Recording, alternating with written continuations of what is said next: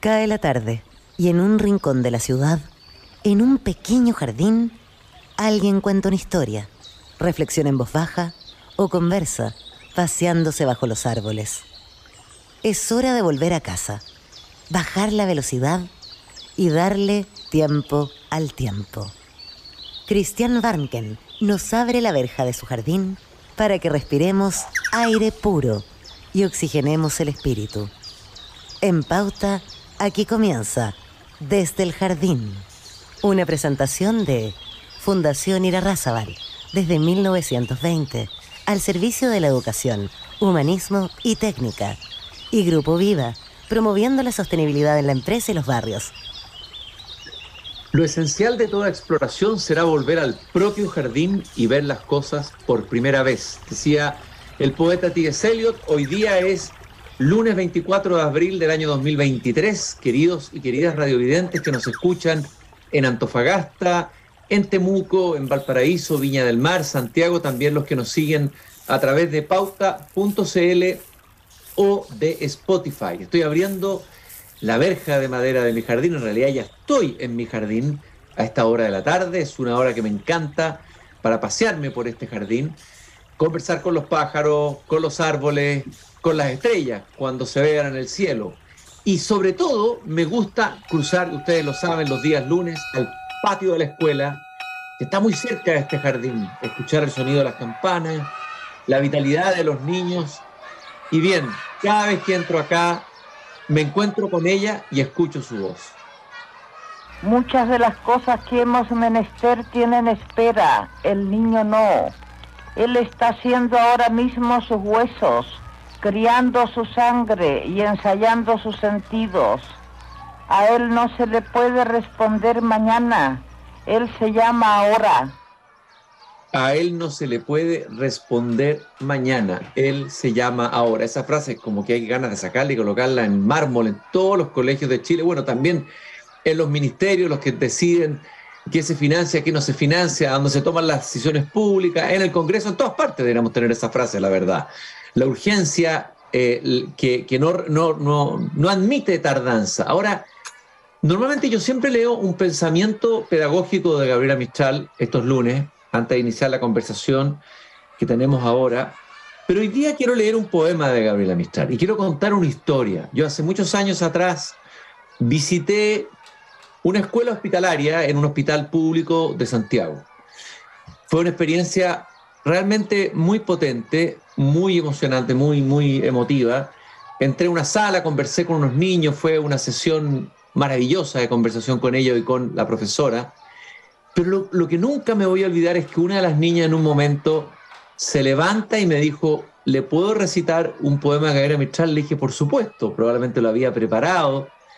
Y leyó un poema que yo no conocía, que se llama Yo no tengo soledad. Y ese poema no se me olvidó nunca. A esa niñita leyéndome ese poema que dice, en la noche de desamparo, de las sierras hasta el mar, pero yo la que te mece, yo no tengo soledad. Es el cielo desamparo si la luna cae al mar, pero yo la que te estrecha, yo no tengo soledad. Es el mundo desamparo y la carne triste va, pero yo la que te oprime, yo no tengo soledad. Gabriela Mistral, como ustedes saben, sin haber tenido un hijo biológico, pero sí habiendo tenido un hijo que ella adoptó, que después falleció, fue capaz de verbalizar, de poetizar esa relación de maternidad con un niño o con una niña, ¿no? Pero en este poema es impresionante cuando ella habla del desamparo que puede ser la vida y el mundo, ¿no? Es el mundo desamparo y la carne triste va, ¿no? Cómo expresan esos dos versos la dimensión tremenda de la soledad de la existencia, pero en ese abrazo, en ese acoger, en ese acunar con un niño o una niña, ella puede afirmar por primera vez, yo no tengo soledad. Es probablemente lo que le ocurre a un padre, a una madre, a un tío con un niño o una tía, y a las tías que están en los colegios también, a los que ejercen la pedagogía. Y hoy día vamos a conversar sobre una manera de hacer pedagogía distinta y que es poco conocida. Es decir, la pregunta que uno se hace, ¿qué ocurre con los miles de niños enfermos en nuestro país? ¿No van al colegio? ¿Qué pasa con ellos? Los que tienen cáncer, en este caso, recuerdo que eran niños que tenían cáncer, el lugar que yo visité, la mayoría de ellos. Me acuerdo que conversé también con el director de ese centro hospitalario. Bueno, hay todo un mundo donde se hace pedagogía en los hospitales, pero también en los domicilios, porque la ley cambió y permitió extender este trabajo pedagógico, lo que me parece estupendo, al domicilio.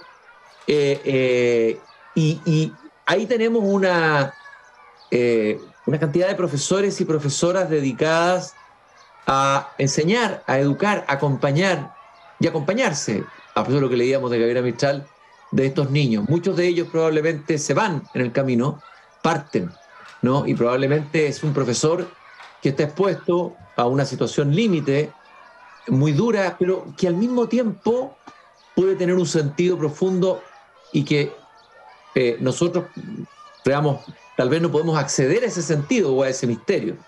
Y para conversar de la pedagogía, conversar de las escuelas hospitalarias, hoy día está aquí en el jardín y en el patio de la escuela Darinka Álvarez, coordinadora académica de las escuelas hospitalarias del Hospital Van Buren, Gustavo Fricke, y también uno de Quillota. Ella es profesora de lenguaje y comunicación, tiene una licenciatura en literatura, entiendo, de la Pontificia Universidad Católica de Valparaíso, y en algún voluntariado de su vida, se me lo contó un pajarito, me lo contó Michucao, que es el pájaro de mi jardín, descubrió su vocación, que su vocación no era seguir el camino de la especialización en literatura, sino que dedicarse a estos niños y niñas de las escuelas hospitalarias. Darinka, muy bienvenida al patio de la escuela aquí en Del Jardín. Gracias por conversar con nosotros hoy día, en esta tarde. Muchas gracias, Cristian. Gracias por la invitación y gracias por esos versos de la Gabriela que nos acogen hoy día en este jardín con timbre de escuela, ¿no? Con esa campana que nos antecede. Muchas gracias por recibirnos hoy día acá en tu programa. Darinka, lo primero que quiero preguntarte, bueno, lo que yo decía un poco, a ver, me imagino que tú entraste a estudiar lenguaje y comunicación, tenías un proyecto de vida o tenías a lo mejor un horizonte y de pronto te encuentras con algo que te llama y que cambia un poco tu vida, ¿no es cierto? Y me gustaría que nos contaras cómo fue eso, cómo pasó, que compartieras con nosotros ese cambio, ese momento, ese viraje en la vida.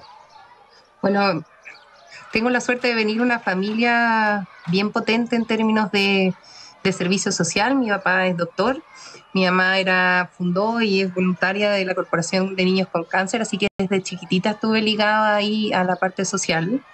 Pero cuando entré a la universidad, muy adolescente, pensaba y creía fielmente que iba a ser literata, que iba a viajar por el mundo, iba a estar en la Sorbonne, estudiando un magíster, un doctorado en literatura. Hasta que salí de la universidad, cuando iba como en primer año de la universidad, comencé a hacer un voluntariado en el Gustavo Fricke. Y ahí me acerqué desde la parte más pedagógica a estos niños con los cuales yo había estado ligado desde muy chiquitita como voluntaria a través de mi familia. Las vueltas de la vida me llevaron ahí al año que egresé a Copiapó a trabajar en un lugar muy vulnerable, tan vulnerable que me redirigió el rumbo de la vida. Y descubrí que en el servicio, a través de la docencia, había un mundo mágico que yo intuía, conocía, había pololeado un poco con él, pero que sí podía ser mi vida en adelante. Así que volví de Copiapó a trabajar en las escuelas hospitalarias y desde ahí ya han pasado 15 años, lugar al cual pertenezco y me siento muy afortunada de estar. Oye, Darinka, quizás sería bueno que tú nos contaras qué son las escuelas hospitalarias, cómo funcionan. Dije al comienzo que la mayoría, probablemente los que nos escuchan, no saben, no han estado nunca en una de ellas. A mí me pasó cuando yo fui, me llevé una tremenda sorpresa de conocer esa extensión del sistema educativo en los hospitales. ¿Cómo funciona cómo funcionan esas escuelas hospitalarias? Las escuelas hospitalarias son reconocidas por el Ministerio de Educación. En nuestro país tienen cerca de 23, 24 años. Nacen por la necesidad la necesidad de educar a quienes no recibían educación por una situación de salud. Pasaba muchos años atrás que los niños con cáncer, por ejemplo, eran discriminados en la escuela porque no tenían pelito, porque estaban enfermos, porque quedaban con una serie de secuelas de su cáncer, por lo tanto dejaban de estudiar y pasaban 2 o 3 años que no iban a colegios. Por lo tanto, cuando se recuperaban de su patología, al volver al colegio venían 2 años tarde y ya sus compañeros habían crecido, ellos se habían quedado atrás y generaban fracaso escolar. Así que a raíz de una serie de voluntariados a nivel nacional nacen las escuelas hospitalarias, como yo te cuento, en un inicio con estos movimientos sociales voluntarios, y luego se fueron reconociendo por el Estado a través de su programa de educación especial del Ministerio. Son escuelas que están a lo largo de todo Chile, que dependen de sostenedores, generalmente de corporaciones. Son reconocidas, como te digo, por el Ministerio, así que se parecen a las escuelas regulares, pero son muy distintas en varias cosas. De partida, en las modalidades que atendemos, trabajamos en 3 modalidades. En las salas de hospitalización, cuando los niñitos y las niñas y los niños y los adolescentes están en una situación de enfermedad y tienen que estar en su camita. Trabajamos en un aula multigrado, parecido a lo que sería una escuela rural, pero con todos los cursos al mismo tiempo, y también vamos a los domicilios. Se imparte educación desde prekinder hasta cuarto medio, y por ley nuestros niños en Chile tienen el beneficio de estar hasta los 26 años, que es lo que tiene la educación especial en una escuela hospitalaria. A ver, te quería preguntar, toda la magia se abrió ahí una magia, digamos, en la manera de educar. ¿Cuál es la diferencia de enseñar digamos, en estas escuelas hospitalarias, también en esta, entre comillas, escuela rural que tú dijiste, en ir a domicilio, por ejemplo, a educar a niños que están enfermos en su casa? ¿Cuál es la diferencia con educar en una sala normal, en tu experiencia como profesora? Bueno, desde mi experiencia me encantaría decirte que no hay diferencia. Me gustaría decirte que no hay diferencia porque en una escuela hospitalaria surge la magia en el momento en que se encuentra con un papá. En el momento que un profesor, una profesora tiene el espacio de mirar lo que necesita ese niño, esa niña o ese adolescente en un momento vital tan importante como estar enfermo. Yo creo que todos alguna vez han estado enfermos en la vida y saben lo vulnerable que uno se siente. Quienes han tenido familiares en situación de enfermedad más compleja saben lo delicado que es ese momento de la vida. Pues nosotros en ese momento tan vital, que va desde enfermedades simples hasta enfermedades muy graves, llegamos siendo docentes, pero con la capacidad de mirar al otro. Nosotros en las escuelas hospitalarias CANEC, donde yo trabajo, tratamos de formarnos como mediadores de esa experiencia de encuentro con un otro. Utilizamos el currículum, hacemos lo mismo que hacen los otros colegios, pero ¿para qué lo usamos? Para poder ver a ese niño, a esa niña, a ese adolescente en su individualidad y sacar su mayor potencial, en acompañarlo en el momento con lo que él necesita, no con lo que está ahí establecido, no con la escuela que no se moviliza. Por eso te digo que me encantaría que fuera y que no hubiese ningún tipo de diferencia con una escuela regular. Pero la hay, porque quizás en las escuelas hospitalarias, por distintas razones, estamos obligados a tomarnos el tiempo de ver a ese otro que está enfermo. Y en esa medida cumplimos un rol terapéutico y mágico, donde podemos hacer brillar a través de ese tú a tú que se produce a un niño en una situación tan grave como puede ser una enfermedad. Me imagino que esto lo han escrito mediadoras de lectura como Michelle Petit, pero también está la experiencia de algunos escritores que han escrito libros, niños que cuando niños pasaron por esa experiencia de estar en hospitales. Hay un escritor, Thomas Bernhard, un escritor austríaco, que sufrió tuberculosis y pasó prácticamente su infancia en hospital, de hospitales en hospitales. En hospitales que a veces eran muy rudos, muy duros, en que incluso a veces era casi maltratado, ¿no? Pero él cuenta lo que era para él cuando venía a verlo su madre y le llevaba libros y empezó a leer libros y la literatura empezó a entrar en su vida y esa literatura lo empezó a sanar. Es decir, le dio elementos para la resiliencia y él sintió que podía salir de esa impotencia en que estaba. Es fantástico, lo escribe en un capítulo, no recuerdo cuál libro, que empieza a leer como loco, con voracidad los libros de la gran literatura, y esa literatura él siente que lo salvó, incluso más que la medicina de alguna manera le dio. A ver, me imagino que la literatura, la palabra, tú eres profesora de lenguaje, debe cumplir un papel importante terapéutico, es una herramienta maravillosa para poder lograr avances con los niños. ¿Cuál es tu experiencia? Cuéntanos un poco de eso. Bueno, la palabra crea mundos, ¿cierto? Y la palabra sana corazones también. a través de la palabra podemos darles herramientas a los niños para que cuenten sus propias biografías, que cuenten sus propias historias. Nosotros ahí tenemos algunas actividades bien potentes que pueden venir desde un cuento. No sé, tenemos una guía de aprendizaje que está en base al cuento de Mario Benedetti, El otro yo, que lo usamos siempre porque es un cuento bien particular. Maravilloso cuento. Maravilloso, y que abre en los niños esa capacidad de reconocer cuando tienen un otro que es doloroso y que no quieren mostrar, por ejemplo. A un niño que está sufriendo algo de patología de salud mental, por ejemplo, y a través de ese cuento son capaces de ir gestionando esas emociones, de ir poniéndole nombre a lo que están sintiendo. Entonces la literatura en realidad es algo que nos acompaña siempre como una herramienta de sanación también, una herramienta donde a través de la literatura pueden surgir esas emociones tan potentes que los niños en situación en situación de enfermedad están viviendo.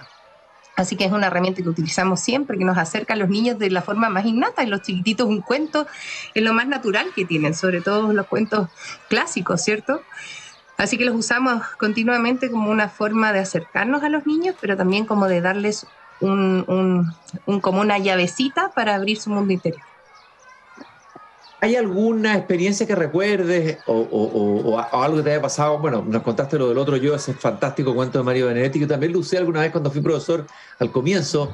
En mis prácticas de profesor usaba yo ese cuento y llegaba mucho a los jóvenes y a los niños. A ver, ¿alguna experiencia pedagógica que recuerdes que te haya marcado en esta trayectoria tuya en las escuelas hospitalarias, Darinka? ¿En torno a la literatura o en la vida misma? En la literatura. Me acuerdo una vez, llevaba poco tiempo trabajando y tenía un alumno que estaba en la unidad de adultos. Estaba con un cáncer, y en una unidad de adultos tener 16 años y estar en una unidad de adultos es más terrible que estar en una unidad pediátrica, porque todos los que están alrededor tuyo son adultos que tienen cáncer, por lo tanto varios de ellos fallecen frecuentemente. Entonces estaba muy enojado, estaba choreado, estaba aburrido, estaba enojado con la vida y estaba con una sensación terrible de que se iba a morir y de que no le dijeran lo contrario porque ahí alrededor suyo estaba pasando. Me acuerdo que probamos con Pedro, que es con quien trabajo hace muchos años, que además es mi pareja, probamos todo lo que se nos ocurrió en términos didácticos. Le llevamos proyectos, le llevamos, no sé, material concreto, inventamos todo lo que podía hacer a ver si de alguna manera enganchaba y no hubo caso. Hasta que un día, me acuerdo que le leímos un poema de Huidobro, un poema que es bien bonito, que se llama Es para llorar, donde dice: la vida está atornillada a la muerte, o la muerte está atornillada a la vida. Y él le hizo así, le hizo un clic. Me acuerdo que su cara porque en alguna parte dice la muerte es tan lenta, ¿cierto? No me acuerdo cómo es el poema al final, pero dice la muerte es tan lenta, la muerte es tan rápida. Con esos versos pudimos abrir un espacio que él necesitaba, que era ponerle nombre a lo que sentía, que era esa sensación de que se le estaba yendo rápida la vida. Pegadito a eso, empezamos a escribir. Le llevamos una croquera, le llevamos unos lápices. Él era malo para el lenguaje, como varios de los niños se declaran, ¿cierto? Yo de lenguaje no, castellano me carga. Y empezó a escribir poemas chiquititos. Le enseñamos, no sé, los caligramas, le enseñamos los cadáveres exquisitos, y de a poquitito empezó a sacar toda esa rabia que tenía porque estaba ahí en esa situación particular. Yo me acuerdo que fue una historia que nos marcó mucho porque dimos tantas vueltas, probamos tantas cosas, llevamos tantas cuestiones de todo tipo, tantas estrategias didácticas, tantas metodologías, y al final había que hacer clic de una forma así como un momento mágico, ¿no? En ese momento que se produce el encuentro y él se abrió y nosotros también. Sí, me acuerdo porque es una historia antigua, pero que nos sigue pasando hasta el día de hoy. Por ejemplo, los cadáveres exquisitos. Los utilizamos siempre en sala cama, con las niñas que están, por ejemplo, con dificultades de salud mental. Un cadáver exquisito permite abrir la palabra y empiezan a surgir versos y empiezan a surgir las angustias, las preocupaciones de una forma rápida y sin tanta estructura, nomás, que es lo que nos permite el cadáver, ¿cierto? Darinka, es bien impresionante la historia que contaste del poema de Huidobro. Primero, darse cuenta que a veces puede haber un poema que estaba esperando ese poema a ese niño, ¿no? A ese joven. y que nosotros tenemos una riqueza poética en Chile impresionante. O sea, tenemos terapias dentro de la poesía, dentro de esa palabra que han hecho. Nuestros poetas son nuestros grandes terapeutas, tal vez, ¿no? Sí.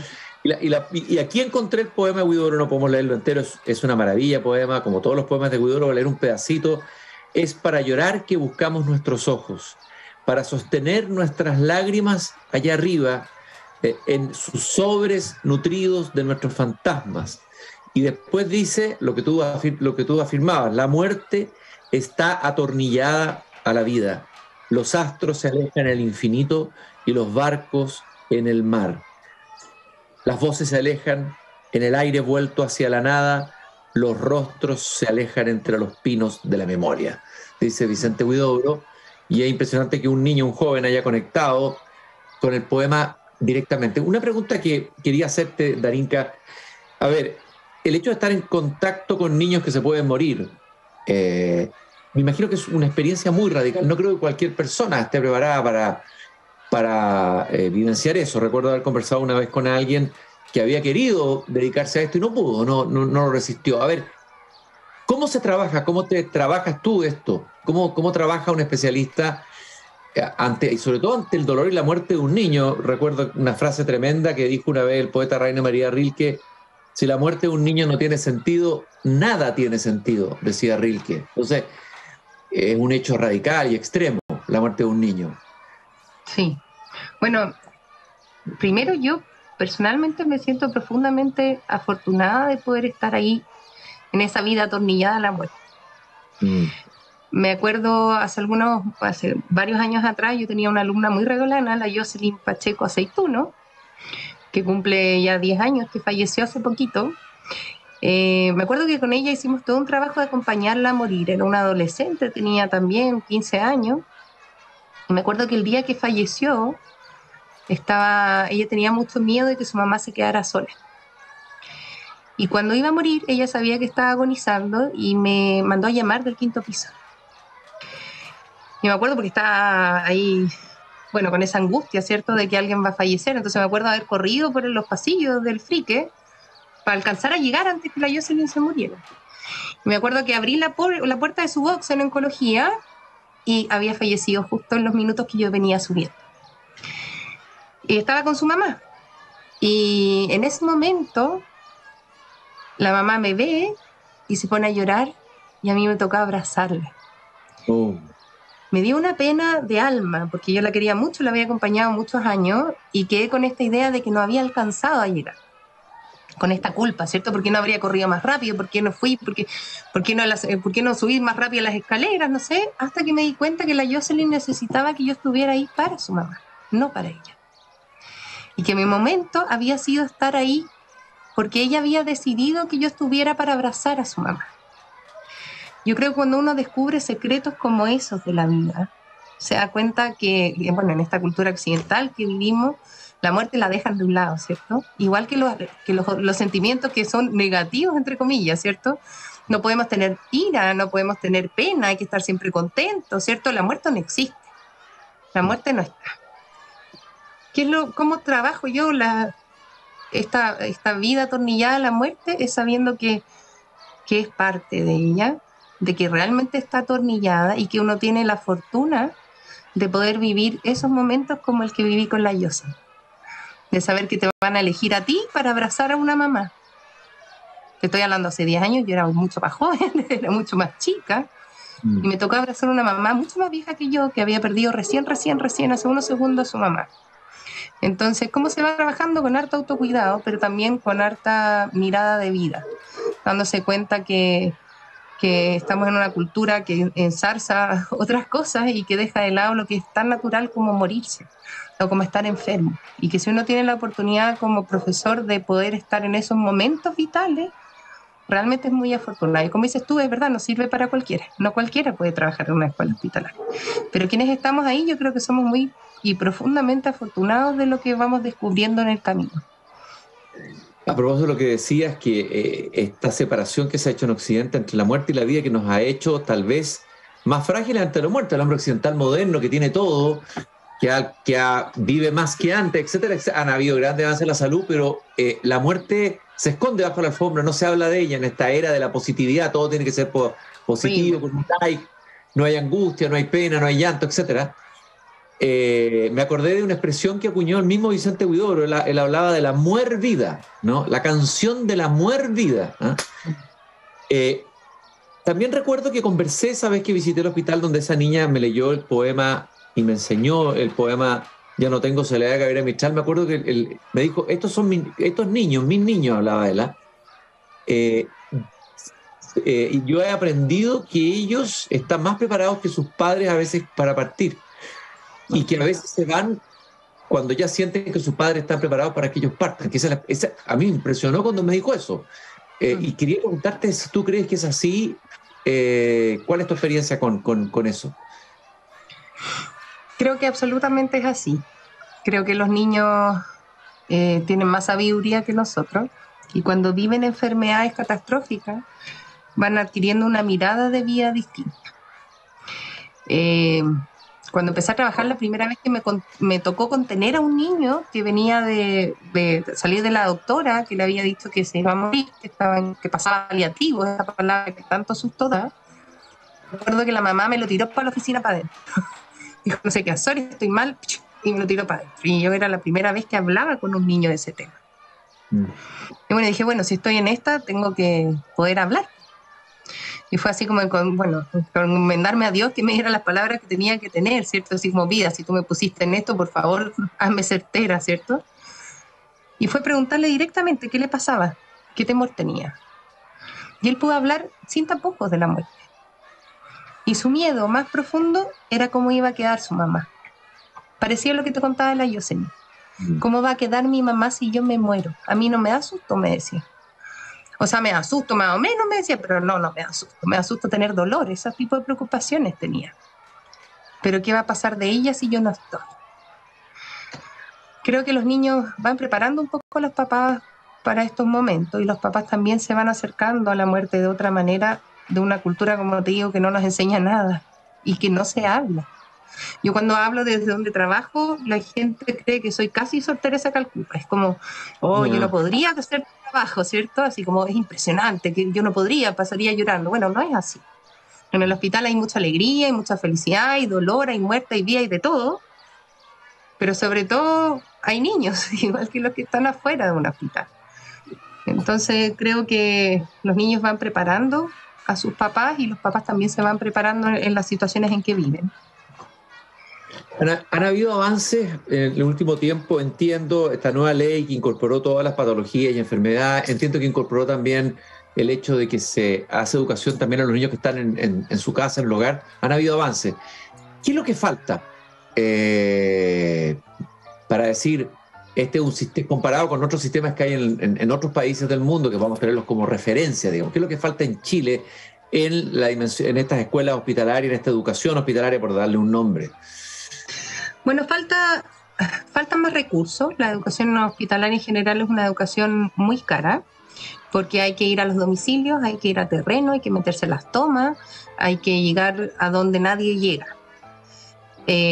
Cuando es multigrado y cuando es a la cama es muy individualizada, por lo tanto todo se hace para cada uno de ellos. Faltan recursos a nivel nacional en términos de más financiamiento, sobre todo en los hospitales chicos, en los espacios donde no hay escuelas con tantos niños, para que todos los chilenos y chilenas que estén enfermos puedan acceder. Eso es una cosa. Pero también faltan espacios de reintegro escolar. Nosotros recibimos muchos niños dañados en los sistemas escolares, sobre todo en torno a las patologías de salud mental, que es algo que en Chile tampoco hablamos mucho, que después de la pandemia comenzamos a hablar de a poco, pero que estamos años luz de otros países. Nosotros recibimos muchos niños que por un trastorno del vínculo o por un trauma complejo, ¿cierto? Estos niños que en realidad en su vida han vivido tanto dolor, violencia intrafamiliar, abuso sexual, ¿cierto? Pobreza, deprivación cultural, que terminan enfermándose de su mente. Cuando vienen a la escuela, vienen de 7 o 8 colegios antes, donde han sido vulnerados una tras otra vez por el mismo sistema educacional, que no tiene herramientas para recibir. Entonces, cuando nosotros lo recibimos en una escuela hospitalaria, viene con esa carga hasta el momento que llega a una escuela hospitalaria. Nosotros los reparamos, nosotros los integramos a la terapia que hacen cada uno de los hospitales, ¿cierto? Sanamos esos corazones malheridos, les damos como instancias de decirle, oye, eres bueno en esto, eres inteligente, cosas que toda la vida le han dicho que es el disruptivo, el que está mal, etcétera, etcétera. Pero una vez que lo sanamos, de que hacemos esta terapia educativa, complementaria a lo que hacen en salud, ¿dónde los devuelves? ¿Cuál es el espacio que devuelves? Entonces, desde mi punto de vista y desde lo que hemos visto también como escuela, es donde reintegramos a nuestros niños después de pasar por una escuela hospitalaria, sobre todo en salud mental. Y también en otras patologías, en el cáncer, por ejemplo, cuando un niño queda secuelado.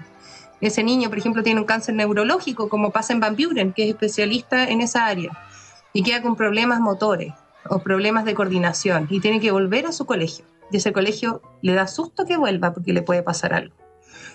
Eso falta más cultura en términos de salud mental y más cultura en abrir los espacios educativos después de que un niño está enfermo. Darinka, yo te quiero agradecer este paseo que hemos hecho, dan ganas de seguir conversando largamente y con tiempo y no apurados, pero está sonando ahí la campana de que terminó el recreo, de que termina también el programa. Darinka Álvarez, coordinadora académica de escuelas hospitalarias del Hospital Van Buren, Gustavo Fricke, y también un hospital de Quillota, entiendo, profesora de lenguaje y comunicación. Creo que lo que nos ha compartido Darinka no es solo un tema específico de la escuela hospitalaria, creo que nos ha compartido algo que desde la escuela hospitalaria puede servir para el resto de la educación, para el sistema completo educativo y también para nosotros en nuestra propia vida. Así que probablemente te invitaremos de nuevo para hacerte más preguntas y para compartir esta hermosa experiencia que, por supuesto, que es fuerte, que es potente, como es la vida. La vida es así, la vida tiene dolores extremos, la vida tiene también momentos, y a veces lo bello y lo triste están juntos, ¿no? Y eso es la vida. ¿Para qué nos vamos a pasar cuento y vender la pomada de que esto es todo positivo, puro like? Eso no existe. Entonces, creo que esta experiencia es mucho más que simplemente la experiencia de una escuela hospitalaria. Quiero saludarte afectuosamente y a saludar a todo el equipo que trabaja con tanta vocación en esa maravillosa experiencia educativa, Darinka. Muchas gracias por haberte dado el tiempo de conversar con nosotros esta tarde. Muchas gracias a ti, Cristian. Ha sido una linda experiencia y dejamos a todos invitados cuando quieran visitar las escuelas hospitalarias Caneca acá en la quinta región, porque es un pedacito, un mundo mágico que tiene harto que entregar. Así que cuando quieran, ahí estamos para recibirlos. Para mí fue muy importante visitar una escuela hospitalaria. Me quedó ese regalo, ese poema para toda la vida que me regaló esa niñita. No lo voy a olvidar nunca. ¿Dónde la gente puede ayudar o inscribirse o ir o querer participar? ¿Existe un sitio donde buscar la información? Tenemos ahí en redes sociales, bueno, tenemos canec.cl y también tenemos Escuelas Canec en Instagram y en Facebook, por ahí nos pueden contactar. Es un espacio muy hermoso que tenemos ahí en los 3 hospitales, Fricke, Van Buren y el biprovincial, que es el nuevo hospital que estamos abriendo y esperamos tener pronto el aula multigrado abierta ahí. Excelente. Así que ahí nos pueden buscar, canec.cl. Excelente, que nuestros radiovidentes que nos escuchan en todo Chile ya tienen la información. Gracias, Darinka, por este paseo por la escuela al lado de mi jardín. También recordar que nos acompaña el Grupo Viva, comprometido con la sostenibilidad en los barrios y la cultura al interior de la empresa, y Fundación Irarrázaval. Todos los lunes conversamos de educación, pero no con teóricos de la educación, con profesores comprometidos en el aula. También a quienes me han escrito preguntando sobre el taller literario que parte este miércoles, mi taller literario. Les recuerdo que entran a la página viajealapalabra.cl. Entre paréntesis, en ese taller hay una unidad sobre la muerte. La gente como que no le gusta hablar de la muerte, ¿eh? La muerte y la palabra política. La muerte, qué terrible. Bueno, si no hablamos de aquello que está metido entre la vida, no podemos hablar de la vida si no hablamos de la muerte, ¿no es cierto? Darinka, tú lo tienes más claro que nadie. Además que está ahí pegadita la vida, atornillada, como decía Huidobro, y es lo único que tenemos claro, de que todos nos vamos a morir, nos vamos a morir. Exactamente. Y todo lo demás es un misterio gigantesco. Muchas gracias a todos los que nos han acompañado hoy día en el jardín. Nos encontramos nuevamente mañana a las 8 de la tarde en pauta.cl, también por Spotify. Hasta mañana. Es hora de cerrar la verja de madera del jardín. Pero Christian Warnken la volverá a abrir todos los días de lunes a viernes a las 20 horas en Radio Pauta, cuando comience de nuevo desde el jardín. Una presentación de Fundación Irarrázaval, desde 1920, al servicio de la educación, humanismo y técnica. Y Grupo Viva, promoviendo la sostenibilidad en la empresa y los barrios.